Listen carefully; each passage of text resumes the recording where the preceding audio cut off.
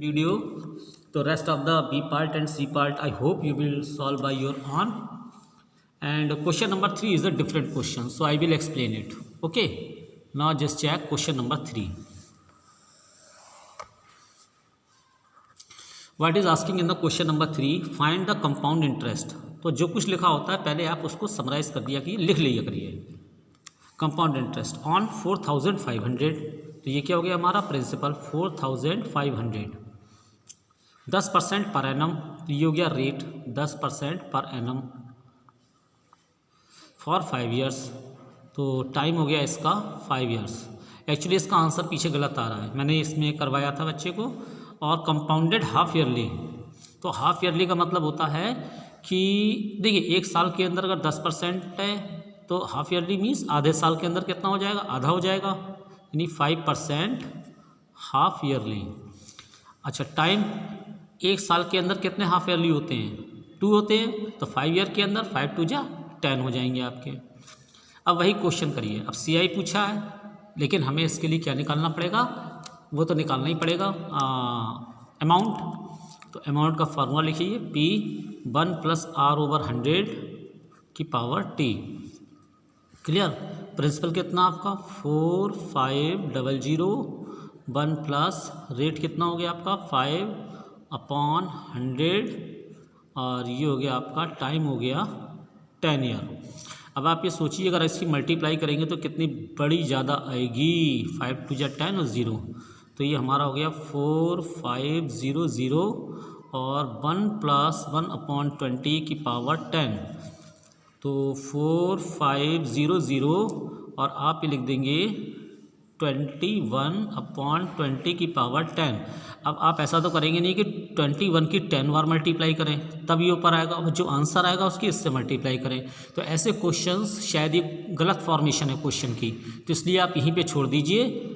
और इसमें CI पूछा है तो आप लिख दीजिए यहाँ पे CI = अमाउंट माइनस प्रिंसिपल, जो फार्मूला होता है. आपने अमाउंट निकाला है 4500 21/20 की पावर 10 माइनस 4500, यही आपका आंसर आ जाएगा. इसके आगे आप कुछ मत कीजिए. Okay, so now in the next video I will explain the question number 5.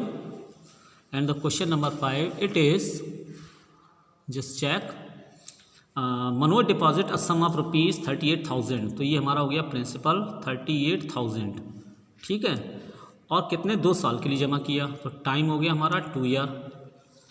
Half yearly, compounded half yearly, जो आधे साल में जो है कंपाउंडेड होता है, और 10% पर एनम, तो रेट हो गया इसका 10% पर एनम. तो टाइम हमारा कितना हो जाएगा, हाफ ईयरली हो रहा है तो 2 2 जा 4, हाफ ईयर, और रेट हो जाएगा हमारा R. कितना हो जाएगा, ये भी आधा हो जाएगा. टाइम डबल होता है, रेट आधा हो जाता है, % पर हाफ ईयर, ये हो गया. तो वो कह रहा है कि उसे कितना पैसा वापस करना पड़ेगा. Compound interest he get the end of the 2 years, उसे कितना कंपाउंड इंटरेस्ट मिलेगा. सबसे पहले प्रिंसिपल निकालेंगे, अमाउंट निकालेंगे. अमाउंट होता है प्रिंसिपल 1 + R/100 5/10 100 की पावर 4. अब देखिए 20 ये भी हो गया. अब ये थोड़ा छोटा है तो इसे आप सॉल्व कर दीजिए. 3800 20 बन जाए 20 और 1 21, तो 21/20 21/20 और 21/20 अगेन 21/20. 1 आप देखिए 3 जीरो हैं यहाँ पे, तो 1 2 3 जीरो से 1 2 3 जीरो चले गए. 2 से काट दीजिए 19, 2 बन जा 2 9 जा, ठीक है. अब आप मल्टीप्लाई कीजिए, किसकी मल्टीप्लाई कीजिए, 19 × 21 × 21 × 21 × 21. 19 की 4 बार 21 से मल्टीप्लाई कीजिए, तो आप देखेंगे 42 जा 80.